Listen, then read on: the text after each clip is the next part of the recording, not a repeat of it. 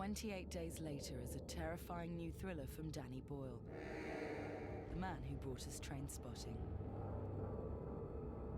Set 28 days after a devastating epidemic ravages Britain, the film follows a handful of survivors as they struggle to make sense of the aftermath. Very simply, it's a story of a group of survivors trying to make their way to safety after the outbreak of a terrible viral infection. It gives people this incurable disease which fills their veins and blood with pure rage, and it turns them into these infected people. And then eventually everything just stops, and there's only so many people left.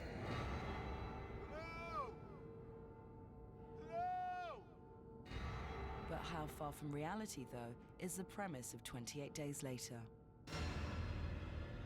And how protected are we from a new killer pandemic?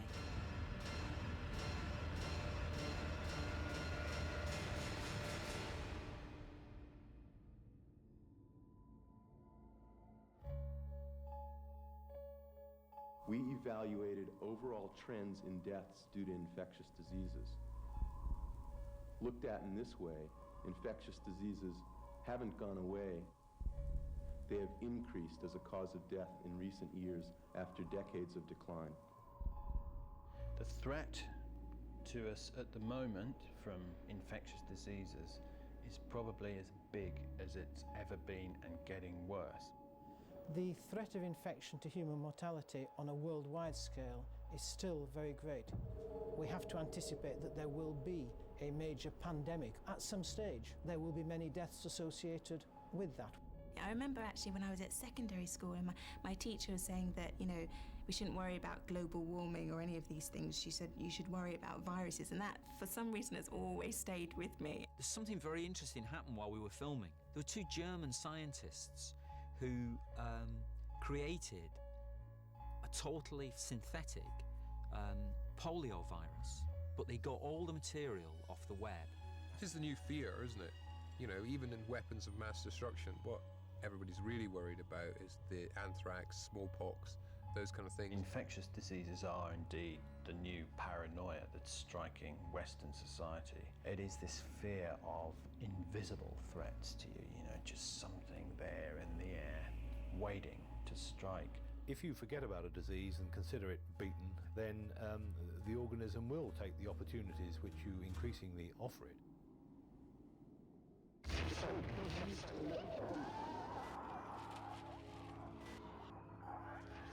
Nothing else has the power to bring a nation to its knees like the consequences of a killer epidemic. I expect new things to appear over the years, but you can't predict when and where. I don't think we're ever far from the next pandemic. Over the last 10 years, an alarmingly high number of national crises have been a direct consequence of infectious disease. But there's always been rumblings. I've always felt a little uneasy in the way things have been going. It's constantly testing what the world can take, In the case of foot and mouth, it resulted in the slaughter of over 5 million animals. That's more than the entire human population of Liverpool. We saw in the foot and mouth epidemic just how quickly things can spread. More than 127,000 farms were subjected to infected area restrictions. It put the greatest strain imaginable on the country's animal health services. Eventually, it resulted in the military being drafted in. So you heard our broadcast? Yeah, we did. We must be a disappointment.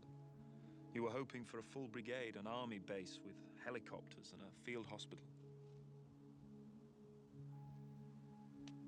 We're just hoping for... The answer to infection. Yeah. The cost to the economy has been estimated at over £4.2 billion. From the recent outbreak of foot and mouth disease, I think we've actually learned some important lessons. We can't always prevent the outbreaks of infectious disease in the UK. Our aim is to pick them up quickly, provide the evidence on which containment measures can be taken, and build a protection system such as through vaccination. If an illness can spread so quickly and have such an effect on the nation's livestock, surely it's not just the animals that are at risk. We need to take very seriously the possible threat of diseases moving from animals to us. It's now been almost incontrovertibly established that the virus which causes HIV in us came from monkeys. One concern that is high in people's minds is the ability of some organisms to transfer from animals to people and cause serious disease. There are over 400 known pathogens that can already transmit from animals to people. In Malaysia, a few years ago, a big outbreak of what was called Nipah virus disease in pigs spread to human beings and caused over 100 deaths. We shouldn't assume that if a disease is in an animal, that it won't at some stage pose a threat to us. At the moment, foot and mouth can't infect humans, but there is a chance it might evolve. Like a family. Do you think they're infected? No. Look at variant CJD, you know, the human form of mad cow disease. Where was that 30 years ago? Didn't exist. There are concerns that new diseases do arise and will arise. That's the whole nature of evolution. Got some bad news. Increased mobility is one huge factor in that. Much more international travel than we've ever had before. The day before the TV and radio stopped broadcasting, there were reports of infection in Paris and New York. We didn't hear anything more after that. Infection knows no boundaries, no man-made boundaries between countries, so there has to be international collaboration in tracking the spread of infectious diseases. But in the very nature of evolution, new ones will evolve or change and be able to cause disease. We have to be ready to deal with them. What about the government? What are they doing? There's no government. Of course there's a government. There's always a government. They're in a bunker or a plane. The notion that we can put our faith in institutions and forget about them is what the danger is. We saw a little bit of that with the BSE thing, and you know, they couldn't cope. The notion that you can say, well, I have a gun there, so that means I'm safe, is a nonsense. The answer to infection is here. If it's a recording, for all we know, the soldiers who made it are dead. It's possible, yeah. And that stuff about the answer to infection, I mean, there is no answer to infection. It's already done pretty much all the damage it can. Maybe they have a cure. Maybe they've got nothing at all. Well, the only way to find out is to reach them. We could die trying, Frank. In the last year of the 20th century, communicable diseases accounted for an estimated 25% of deaths worldwide. When you look at tuberculosis worldwide and malaria and the other infectious diseases, gastroenteritis in the third world, these are major killers. Every day the human body is coming under attack from disease-causing microbes. Nobody is immune. We're living in a sea of bacteria, let there be no doubt about that. They're in our environment, they're on our skin.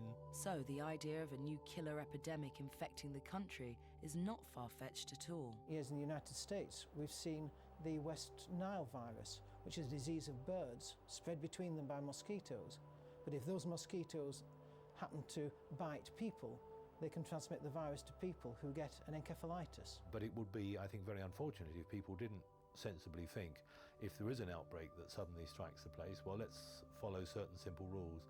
Because if something like this were to happen, like scares or biological warfare, that's what you see happening. I see this panic, you know? And what you get in this film is the remnants of panic. I looked down and I was standing on all these people. Like a carpet. People who have fallen, and somewhere in the crowd they were infected. It spread fast. It's not so much a question of will it happen, but when will it happen?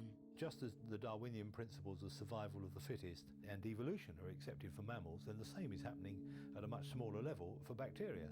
And that whenever they're put under intolerable pressure, as they may be by the common use of an antibiotic, for example, then they will pretty rapidly find a way around it. Only travel during daylight, unless you got no choice.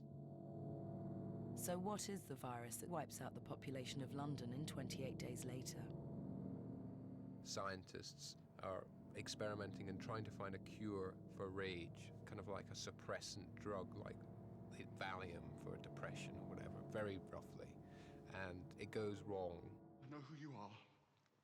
I know what you think you're If doing. you don't want to get hurt, keep your mouth shut and don't move a muscle. The chimps are infected. They're highly contagious. They've been given an inhibitor. Infected with what? In order to cure, you must first understand. Infected with what? Rage. It's a primate-based virus. It's hideously virulent. It's spread by contact with the blood. Scratches, bites, etc. And it leads to the all permanent, appalling state of aggression. Mela? Jim. Jim. Mela. Got infected 2 days ago. Feel this incredible rage which blots out any other feeling at all, and you know, rage manifests itself in just totally wanting to destroy another person, destroy buildings. It's just about complete destruction. Imagine yourself in your worst moment of road rage and multiply it by 1 million, and that's what these people are like. Opens up big philosophical things, that whether it's a very modern disease or whether it's always been with us. It's actually part of us, you know, and all it's doing is bringing out something that we're all terribly, I'm afraid, capable of. If someone gets infected, you've got between 10 and 20 seconds to kill them. It might be your brother or your sister or your oldest friend. It makes no difference. And just so you know where you stand, if it happens to you, I'll do it in a heartbeat. We've fled this whole notion of rage and, you know, the modern malaise and the infection of it. And we come into something that's even more frightening, which is where that notion of survival hits base, and where it's every man for himself. The world is over, and it's just how you deal with continuing life.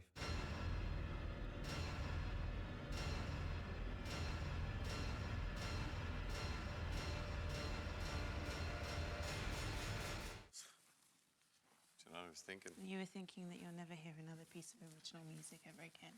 You'll never read a book that hasn't already been written, or see a film that hasn't already been shot.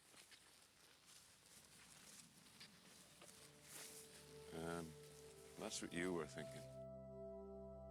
In 28 Days Later, the filmmakers created a thoroughly gripping vision of a country crippled by a new disease. For me, when you read a screenplay that's a good screenplay, you see the film, and that's the way Alex writes. If you've read The Beach, whatever you think of the story, I think you visualize it.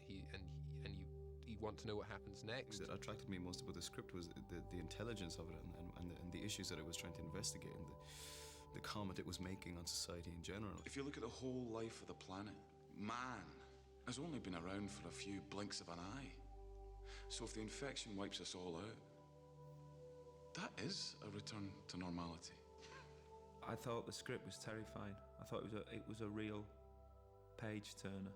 When I find myself saying the lines in my head, I usually figure I wouldn't be miscasting it. I was reading it thinking, oh, this is my kind of film. And so it's like I'd go to watch it in the cinemas and so. That's what I said to him. I said, I like this, Danny, it's terrifying. Good.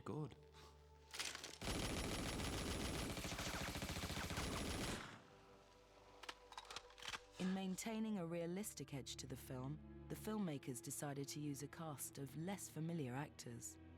Jim is like the everyman, do you know what I mean? He's just the guy off the street, he's the bike courier. He wakes up out of a coma in a hospital, and the hospital is just completely abandoned, and he walks out onto Westminster Bridge, and London is just desolate, and there's signs of that something unusual has gone down.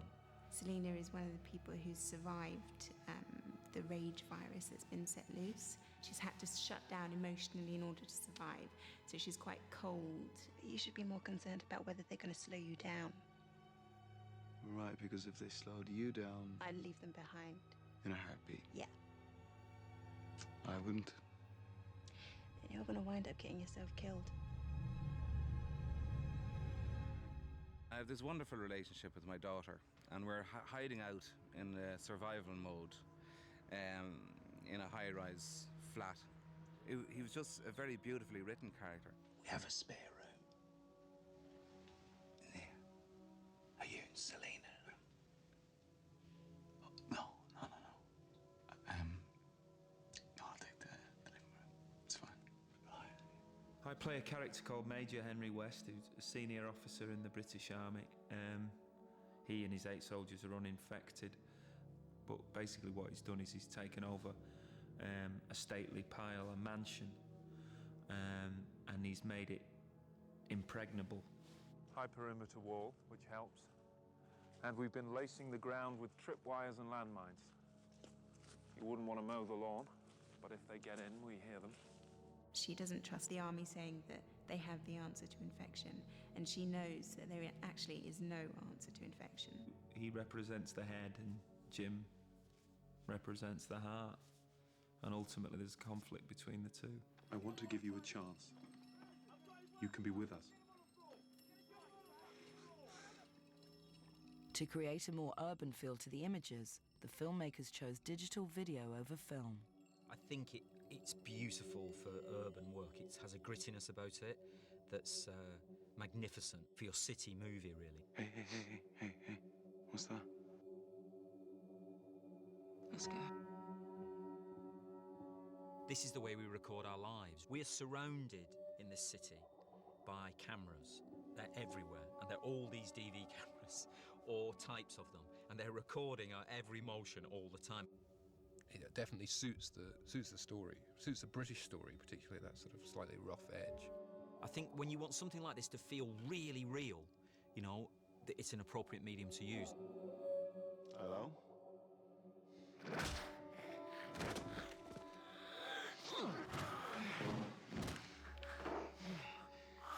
A few occasions, you know, you might just go, phew, and there's a camera there, so you have to be aware of it all the time, you know. But it's great because you can get so many different perspectives and you can do things that you can't do with big 35mm cameras. You can't just sort of wait for your single or for your close-up shot or whatever. You're always mindful there's at least 2 cameras on the go. Which you've got to be aware of as an actor, because you can sometimes think it's a wide and there's one stuck in there that is covering you very close. The film shows a post-apocalyptic landscape created in the aftermath of the epidemic. But creating a completely deserted vision of London was no easy task. We never would have shot that with film. The police were quite happy to assist us, and the councils to assist us doing it because we could do it so quickly. We could be ready to shoot in literally minutes. Walking around deserted London was a big buzz. It was action and you're in it, you know, and there was nothing there, and once you get into that space in your head, it was just fantastic, you know. What we tried to do is try and find kind of iconic images that, again, did the work of a huge budget, you know. When you see the whole of Westminster Bridge and the embankment all closed for you, and the traffic stop and you can't hear anything, it's pretty exciting. The triumph of actually managing to make that look deserted, I think, is quite, you know, it's incredible. One of the problems with emptying London now is that, like, I think probably before dance music, you could have probably done it, but now, because of dance culture, of course, which has opened clubs, people are piling out of the clubs at dawn, you know, and they overlap with all the kind of people arriving to clean the offices. The filming also required an entire section of the M1 to be closed. I think they only gave us, was it 2 or 3 goes at it? So you don't have very much time, and so you're just under a great deal of pressure to kind of get this right. There was like windows where you have, like, I don't know, 3 or 4 minutes to get the shot where the traffic is held down the road. So it was brilliant, but it was a weird experience again to see a motorway of that size just empty. That was unbelievable. I thought that was quite chilling, actually, that set, with the motorway blocked off and a big sign for Manchester and desolation. Must be Manchester. The whole of Manchester, the whole city. When you do it for real, things happen, you know, actors are different, and it changes everything because suddenly it's there for the actors. They don't have to imagine that the traffic will be removed or that the dinosaur will be there. You know, it actually is there for them. The film also required a large team of makeup artists to create the infected look. We've been experiencing a lot of gore at the moment. Lots of gore. Lots of buckets of fake blood and gallons of spewy bile and edible vomit and all sorts of different variations on blood. But you become immune to it. I mean, you know, you'll be sitting down having your lunch, head to foot, and it's a bit surreal. You're sitting there and then there's just like an infected person walking past or eating when you know, like sitting next to you and wherever. Yeah, and it is very gruesome, very gruesome. I still got a bit of him in my teeth, look. Danny, he really likes all that stuff, doesn't he? Because he's behind the monitor, you know. And I thought, oh yeah, it's a sort of a recurring thing with Danny, this sort of ultra violence. There's two kind of effects in the film, really, to try and create a kind of both a plausible world, i.e. a post-apocalyptic plausible world, and also an atmospheric world that has a strange atmosphere about it. The one that really got me was the rain, because rain is really makes things so difficult, because by the time you got the rain right and the light right and the angle so you could see the rain, and then trying to do the shot, you know, that was very difficult. We used the digital effects more to try and create an atmosphere, particular use of colours in the film. Because you're in a digital medium anyway, it's very responsive. You can actually play with the visual impact of the film in different ways. You know, there's a freedom to do that. Essential for the action sequences was a high level of fitness, and some of the cast endured military training. We had a 2-3 day boot camp where we did military exercises. It was an experience, to tell you that much. Yeah, it was. I'm used to staying indoors overnight and stuff like that. That didn't really work out. It was hard stuff, but I'm glad I did it. I'm glad I stuck it out, because I think it's all showing on screen. And they're putting us right on the edge sometimes, aren't they, with the stuff that you're doing. There's a rule in the army, but forces generally a leap and a bound. You should never be more than a leap and a bound away from your own personal weapon. And after 2 days, they're starting to get it, and you can see them getting nervous when they're a little bit further away from their own weapon. I used both the machine gun and then a mounted machine gun, which is I find pretty frightening, to be honest. You know, I didn't particularly get a buzz out of it. It's not something that I enjoyed, but you know, I can see why a certain sort of man may feel more potent. And then we had 2 days actually here on location, teaching them basic infantry skills, as well as the specific tasks that they all need to carry out in each individual scene. Learned a little bit how to move like a soldier, and obviously how to think like a soldier. Actors learn a lot more quickly than soldiers do, which is a great relief. Otherwise, we would have had to be here for 6 months before we did this. I do, you know, I use my imagination a lot of the time. That's what my job's about. 28 days later is proving a hard film to categorise. Action. Science fiction horror. Horror slasher. We sell it and present it, I think, as a horror movie. Disaster. One thing is certain. It's a warning for us as well as an entertainment, you know. The threat of new disease is increasing. As a society, we're being miles too careless with our medicine. We are definitely assuming that we can cure anything. And the human race should be on high alert. Are we safe in the first world from infectious diseases? Certainly not. I wouldn't say so. It's dark stuff, you know. My own belief is that we're not very close to a major pandemic occurring. But then, had you asked me 20 years ago, did I think that the advent of HIV was a likelihood, I would have given the same answer. But don't worry. You're quite safe here. The thing that's going to scare you or horrify you is a reality-based thing. If you want to go and be entertained, surely you will be by the film, but also if you want to go and have a think about it, you can too. It'll stimulate that, you know.